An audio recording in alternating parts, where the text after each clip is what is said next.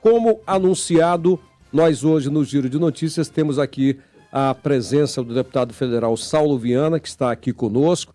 Ele que está conosco nesse nosso primeiro Arraial da Difusora, conscientização da síndrome de Down, que acontece nos dias 12, 13, 14, e nós desde já estamos convocando todos vocês, porque é um arraial para a família, mas é um arraial também para quem possa, esse arraial de consciência, mas também de integração, de socialização da presença dos nossos amigos com síndrome de Down. E o deputado federal está aqui conosco, eu já peço dele o boa tarde, deputado, seja bem-vindo, viu? Boa tarde, Geraldo, boa tarde a todos aqui da Difusora e a todos os ouvintes aí que estão acompanhando o Giro de Notícias nesse momento aí na Rádio Manaus. Deputado, a gente vai começar falando, já que nós estamos falando do arraial e de causas de pessoas portadoras de deficiências, eu queria falar um pouco dos seus projetos. E eu quero começar, deputado, se o senhor me permitir, falando daqueles projetos ainda estaduais, ou seja, que se tornaram lei durante seu mandato como deputado estadual. E eu começo falando de um que é bem interessante, que é a lei da gratuidade do IPVA para autistas, né? Essa lei garante a isenção do imposto sobre a propriedade de veículos automotores e para veículos que transportam pessoas com transtorno do espectro autista. Eu e Geraldo, a gente recebe aqui no Giro de Notícias constantemente reclamações de mães que querem andar no transporte coletivo com crianças autistas com um cordão, identificando, e ainda assim elas dizem que os motoristas não param, alguns são até desrespeitosos. Então, assim, isso é uma lei que ajuda e dá uma garantia, né, para esses pais, principalmente, claro, os que têm condições de ter o seu próprio veículo. Eu queria que você falasse um pouco qual foi o objetivo dessa lei. Primeiro assim, Tereza, eu sempre busquei, tanto no mandato de deputado estadual, como agora no mandato de deputado federal, poder ajudar muito essas causas, as causas dos deficientes, do PCD, a causa de síndrome de Down, a causa de autista, porque eu tenho um entendimento de que o poder público tem um débito muito grande com essa parcela da nossa população. E aí quando a gente fala, e isso é uma coisa que sempre me marcou muito, normalmente é o que chega até vocês aqui, é a realidade da dificuldade das pessoas que moram na cidade de Manaus. Você imagina o pai e uma mãe, que é responsável por um filho nessa condição, que mora no município do interior, distante da cidade de Manaus, que não tem aí oportunidade de dar para o seu filho uma condição, por exemplo, de terapias, enfim, de vários tratamentos que melhoram a vida, né, dessas crianças. Então isso sempre foi uma coisa que sempre me pegou muito, e eu sempre trabalhei essa pauta, tanto como deputado estadual como deputado federal, como eu disse no início. Essa foi, pode-se dizer assim, uma das primeiras leis que foram aprovadas no nosso mandato de deputado estadual, e que eu tenho um carinho e uma honra muito grande de ter conseguido tornar isso lei aqui no estado do Amazonas. Essa lei ela não é apenas para autistas, é também para pais e responsáveis de pessoas com síndrome de Down. Isso visa, a gente sabe que essas terapias que são importantes para dar uma qualidade de vida para essas pessoas, são terapias que o serviço público oferece muito pouco, né? Em algumas situações não tem nada oferecido no serviço público, seja estadual, municipal ou a nível federal. E tem muitos pais que têm, né, um veículo, enfim, né, que tem uma condição, por exemplo, de ter um veículo, seja ele uma moto, um carro, e aí nós criamos essa lei, ela foi aprovada na Assembleia e sancionada na época pelo governador, para que esse valor que todos os anos as pessoas que têm um veículo têm que pagar, que ele fique isento, né, e aí a forma de você ter acesso a esse benefício é bem simples, mas que o pai, o responsável, a mãe, possa transformar isso, né, deixar de pagar esse imposto para que ele possa converter isso para poder pagar uma terapia, para poder pagar, né, algum tipo de ajuda, para que possa dar uma condição melhor para os seus filhos. E isso, assim, é uma pequena contribuição, mas que para essas famílias que são beneficiadas é uma contribuição que ajuda muito. E aí tem várias outras leis, não apenas minha, mas de outros colegas deputados que passaram pela Assembleia, que estão ainda lá, que a gente vai poder dando esse suporte, como eu disse, para que a gente possa diminuir esse débito que o poder público tem com as pessoas que têm hoje o síndrome de Down, ou seja, autista, ou então os PCDs. Deputado, o senhor estava aí falando, né, o senhor falou em débito, né, do poder público com os PCDs, e agora eu quero sair um pouquinho da síndrome de Down, dos autistas, e vir para os cadeirantes, por exemplo, Sim. né? Nós, todos eles estiveram invisíveis, né, para a população, para a sociedade. E a gente sabe que, não só aqui em Manaus, como em todo o Brasil, as calçadas é uma coisa muito complicada, né? A acessibilidade ao transporte coletivo. O que que o senhor tem escutado, conversado, discutido com seus pares lá em Brasília em relação a essa parte da população? O que que o senhor nos traz do que tem sido feito e discutido para que essas pessoas possam ter uma vida melhor, com mais qualidade e acessibilidade? Na Câmara Federal, Geraldo, existem várias comissões temáticas que tratam de diversos temas. Saúde, educação, a CCJ, desenvolvimento regional, enfim, são várias comissões temáticas que tratam, né, de temas específicos para poder ser debatidos ou projetos de lei de deputados, ou então quando passa mensagens do governo federal, que são leis instituídas pelo Poder Executivo, e também tem, assim como essas comissões, tem também uma comissão específica que trata sobre a pauta dos PCDs. E aí existem várias discussões no Congresso para que a gente possa, através, e aí é o que é a atribuição do Legislativo, que é de poder legislar para essa população. É para você poder dar condições melhores de vida para essas pessoas e, consequentemente, também para que uma outra atribuição do Legislativo, que é de cobrar o Executivo para que sejam criadas ou que aumente-se o investimento em políticas públicas para atender essa população. A cidade de Manaus é uma cidade que, infelizmente, ela está muito atrás nessa questão da acessibilidade. Eu posso te dar como exemplo aqui, eu digo a cidade de Manaus, mas assim, o estado do Amazonas como um todo. Há pouco tempo atrás, foi que passou, por exemplo, a ser obrigatório em prédios públicos que tenham a questão da acessibilidade, né, para cadeirante. Isso não era uma coisa até então comum de você ver. Hoje em dia já tem essa obrigatoriedade. Todo prédio público, ou reformado ou inaugurado, ele precisa ter a acessibilidade para poder dar a mesma condição para uma pessoa que tem uma condição motora dificultada por ser um PCD. Aí eu posso te dar o exemplo do Bombódromo de Parintins. Né? O Bombódromo de Parintins ele teve uma reforma recente, a última reforma do Bombódromo de Parintins, reforma e ampliação, foi no ano de 2013, e uma das obras que foram feitas foi de acessibilidade. Hoje, no Bombódromo, o cadeirante ele tem um espaço, ele consegue entrar no Bombódromo, ele tem uma área para que ele possa circular, para as pessoas que têm deficiência visual ou auditiva também, para poder acompanhar o festival. Isso são pautas que elas vêm evoluindo, né, ao longo do tempo, para que a gente possa dar essa condição melhor, igual, na verdade, não uma condição melhor, é para que a gente possa dar uma condição igual para essas pessoas. E a gente tem ainda aqui na cidade de Manaus, como você falou, por exemplo, a questão das calçadas, a gente ainda deve muito, né?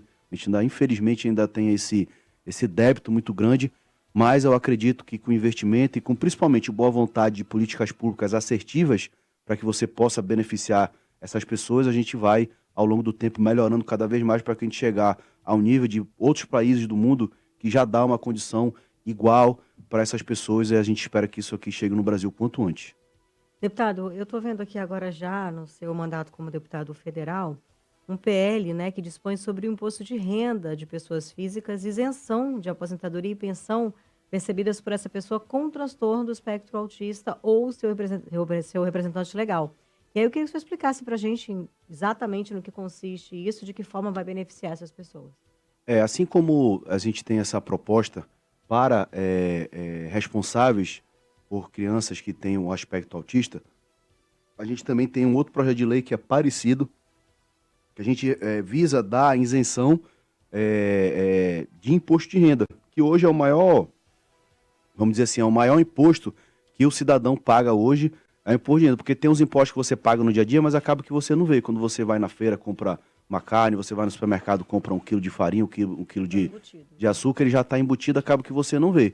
Mas o imposto de renda, eu acho que é o imposto mais dolorido que o brasileiro paga, né? Porque você tem ali, você fecha ali o seu imposto de renda, e aí a Receita faz análise, e aí você tem muitas vezes que pagar e todo mundo é normal parcelar, ou seja, dos 12 meses do ano, 8 meses, muitas das pessoas que não estão na faixa dos isentos, paga seu imposto de renda. E aí é a mesma lógica, para que você, para quem ter essa condição de ter o benefício de não pagar o imposto de renda, para que isso possa ser revertido, para que você possa dar uma qualidade de vida melhor, né, para a criança ou, enfim, para a pessoa que o responsável cuida, que tem essa condição. Então, isso são ajudas, porque se o poder público atendesse essas pessoas com a qualidade que deveria ser atendido, se tivesse a condição de dar essa oportunidade, a gente não precisaria estar fazendo lei para poder isentar imposto, e aí essa seria como se fosse uma contrapartida. Assim como do aspecto, assim como também tem essa lei do transtorno do aspecto autista, também tem uma outra lei que nós também nos apresentamos, que é um caso que ficou, se tornou famoso no Brasil no ano de 2023, que é de um garotinho do Rio de Janeiro chamado Gui, né, que ele inclusive é um torcedor fanático do Vasco. Ele tem uma doença que é uma doença rara, que inclusive eu já conheci crianças aqui em Manaus, aqui no Amazonas, que tem essa mesma doença, que o nome da doença é a doença da hiperdemólise bulhosa, que é uma doença da pele, né, e são os dados que têm levantados, é que nós temos no Brasil em torno de 4.000 pessoas que têm, né, essa doença. Só que ela é uma doença que a pessoa precisa tratar, até a alimentação da pessoa tem que ser uma alimentação especial por conta da sensibilidade que tem na pele. Então, assim, é um tratamento difícil, o SUS não dá esse tipo de medicamento, ou seja, e tem pessoas que não têm essa condição de poder comprar o medicamento, de poder os curativos que tem que ser feito, porque é uma doença da pele, e muitas vezes tem que fazer curativo praticamente quase que no corpo todo, e isso não é oferecido, isso é um tratamento caro, e a gente também apresentou esse projeto de lei que ele já está tramitando, e eu já tive conversas com o presidente da casa, inclusive eu e um conjunto de colegas que também assinaram de forma conjunta esse nosso projeto de lei. A gente já pediu do presidente para que isso possa tramitar o que a gente chama em regime de urgência, que é ser levado, em vez de passar em todas as comissões, que ele possa ser levado direto para o plenário, para que ele possa ser aprovado na Câmara e depois passa para o Senado, para que esse projeto seja sancionado. Eu espero ter trabalhado muito para que isso aconteça ainda esse ano, porque a gente vai dar uma contribuição significativa para essas pessoas, e são poucos, ou seja, o que vão deixar de pagar, o que vai deixar de se arrecadar com isso, é muito pouco na troca que isso dá de fato, que é de poder dar uma condição melhor de vida para essas pessoas. São 17 horas e 44 minutos. Você está acompanhando a entrevista com o deputado federal Saulo Viana, que está aqui conosco. Vai estar conosco no arraial da difusora, que é a conscientização da síndrome de Down. Mas eu queria passar para o deputado um caso que que nós presenciamos aqui no Giro, deputado, e o senhor que está com o seu trabalho voltado para as pessoas, para os PCDs também, o testemunho de uma ouvinte nossa que disse que estava com o filho numa parada de ônibus, ele com o seu crachazinho de autista, e ela fez a parada pro micro-ônibus ou pro ônibus, né? Não é um dos amarelinhos. E ela disse que ele parou, mas não permitiu que ela adentrasse com o filho e ainda xingou, né? E a gente tem recebido aqui pessoas que, inclusive ontem, nós recebemos a presidente da APAE aqui e que achou isso absurdo. O senhor tem falado aí dos seus esforços e também de outros deputados em todo o Brasil para que os PCDs possam ter uma melhoria de vida. E ainda existem pessoas que estão na contramão desse caminho. Eu falei ontem que a inclusão é um foguete sem ré, não tem mais jeito, né? O poder público vai ter que dar um jeito de incluir essas pessoas e trazer elas para a sociedade para que não sejam mais invisíveis. Eu gostaria que o senhor comentasse a situação desse motorista, né, que teve essa infeliz postura com uma pessoa que é lei. O autista tem acesso ao transporte público, deputado. Primeiro, assim, a gente lamenta muito, né, esse tipo de atitude ainda hoje. Nós estamos no ano de 2024 e, infelizmente, ainda tem pessoas que têm esse tipo de comportamento, que, né, isso é uma discriminação direta, né? Infelizmente, isso é algo que ainda existe no nosso país. Porém, Geraldo, eu acredito que essa luta, ela deve ser uma luta constante, né? Hoje, quando você fala, muitas vezes, né, isso ainda não é algo que ainda não é comum, mas quando você só tem de fato, vamos dizer assim, a realidade, você só vive isso na pele quando você tem alguém na sua família, né, ou você tem alguém muito próximo que tem essa condição e você sabe o quanto essas pessoas são especiais e de quanto elas precisam do apoio, da ajuda e principalmente da conscientização, né, da nossa população para poder tratá-los como iguais.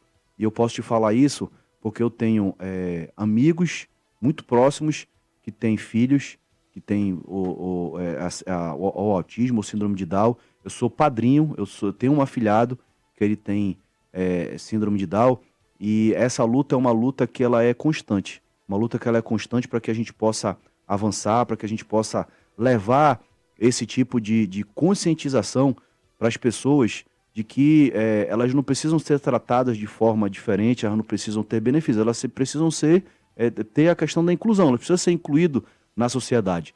Então, um ato como esse, de um motorista de ônibus que teve uma atitude como essa, precisa ser repudiado, e a população, se tivesse dentro do ônibus, com toda certeza, eu faria questão de poder fazer o motorista parar, de poder, né, indagá-lo, de poder ali questionar o que ele estava fazendo e fazer com que aquela pessoa subisse, pudesse ter o transporte, subisse no ônibus, até mesmo de poder denunciar essa pessoa, porque hoje em dia, inclusive, nós temos delegacias especializadas somente contra esse tipo de caso, né, assim como tem da mulher, assim como tem do idoso, também tem das pessoas, ou seja, PCDs, autistas, que tem síndrome de Down.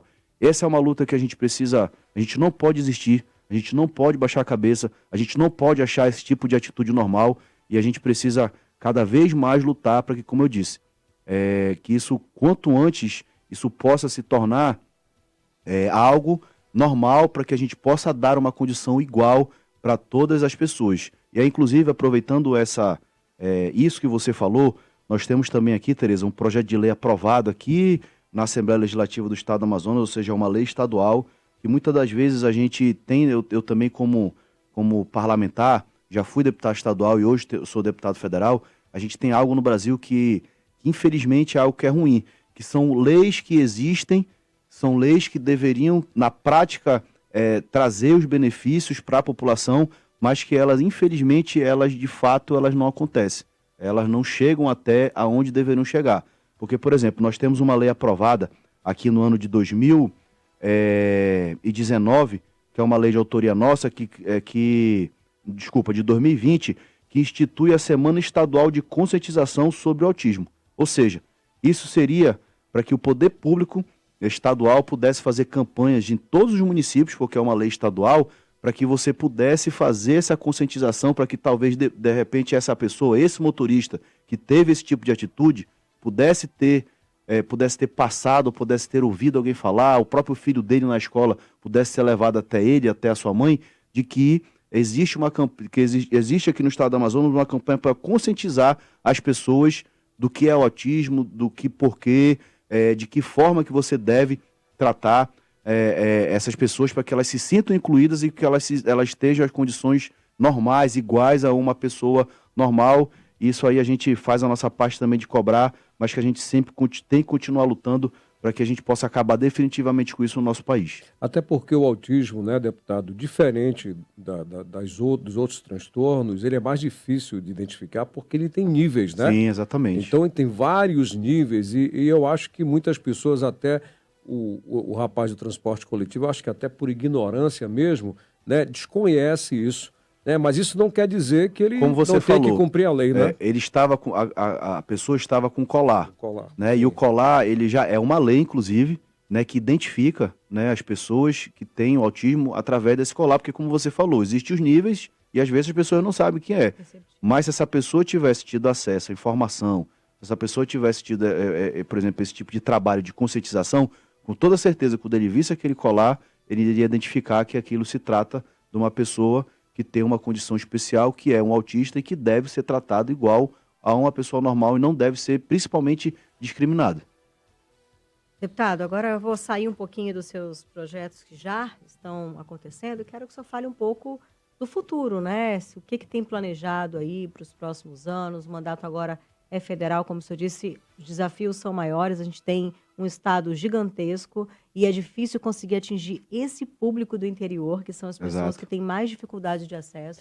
Deputado, o senhor já responde o que a Tereza falou, mas eu preciso dizer que acabou Portugal e França, e a França ganha de Portugal depois do tempo normal, foram para a prorrogação, foram para os pênaltis e aí Ganhou por pênalti. os franceses ganharam. Deputado, rádio é assim, tem que ser logo Verdade. bem rápido para dar Verdade. a informação e a gente aqui está acompanhando. Tereza.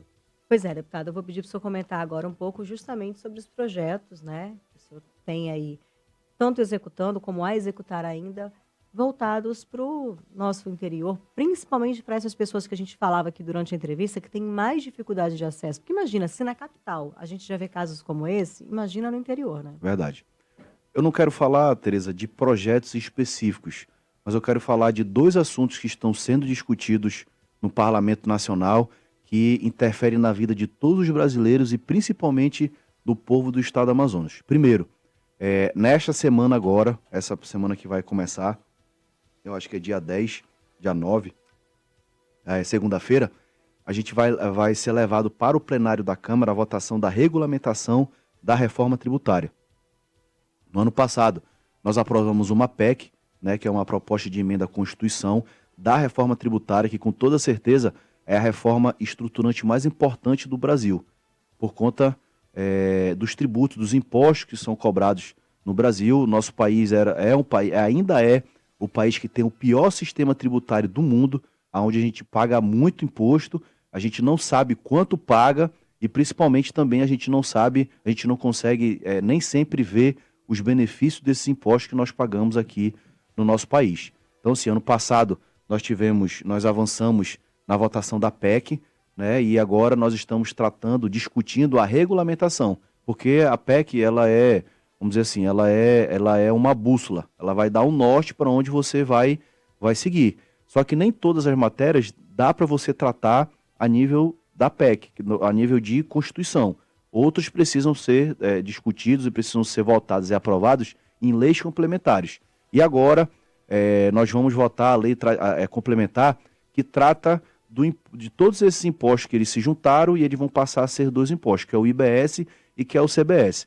E aí, a maioria da população, e aí eu não digo apenas aqui do Estado, eu digo a nível de Brasil, porque acaba que a gente conversa com gente do Brasil todo. Na Câmara, as pessoas ainda não entenderam o que a gente está discutindo, ou até mesmo não sabem do que a gente está discutindo. Mas isso é algo, a reforma tributária, é algo que será importantíssimo para o futuro do país. Para a gente possa simplificar os nossos impostos, para que a gente possa dar transparência para os nossos impostos e que isso também vai, a médio e a longo prazo, principalmente, isso vai criar no Brasil uma condição melhor de negócio, uma condição melhor da economia, para que o país possa crescer, possa se desenvolver. E a consequência disso, para a população, o que é? Pagar menos impostos e também poder ter a condição de geração de emprego e renda para a nossa população. E o estado do Amazonas, ele tem uma particularidade, diferente de todos os outros estados, que é a nossa Zona Franca de Manaus. A nossa Zona Franca, a indústria instalada aqui em Manaus, que é o que gera 80% da riqueza do estado, que é que sustenta não apenas a capital, mas também principalmente o interior, ela é baseada em incentivos fiscais. E dos pontos que a reforma tributária ataca é justamente acabar com a questão dos incentivos fiscais, dos benefícios fiscais, para poder incentivar determinada